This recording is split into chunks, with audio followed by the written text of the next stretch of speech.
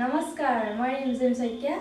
আজি আপোনালোকৰ আগত মই কৰি দেখাম কপালভাতি। যদি যোগ শিকিব বিচাৰে আৰু যদি যোগৰ ভিডিঅ' আগলৈ চাই থাকিব বিচাৰে, মোৰ চেনেলটো ছাবস্ক্ৰাইব কৰক, লাইক আৰু কমেণ্ট কৰক।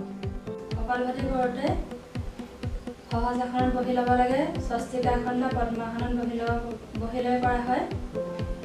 দুয়োখন হাত জ্ঞানৰ মুদ্ৰালৈ আঁঠুৰ ওপৰত ৰাখিব লাগে। উশাহ লৈ উশাহ এৰোঁতে নাকেৰে ফচ ফচ শব্দ কৰিব লাগে।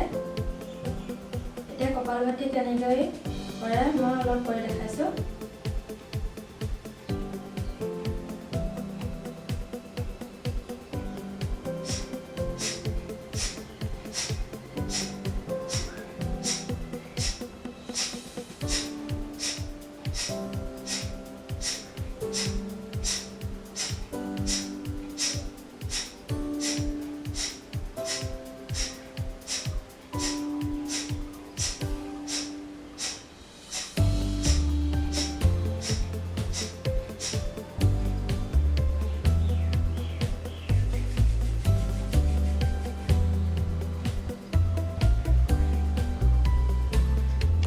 এতিয়া শুনক কপালভাতিৰ উপকাৰিতা।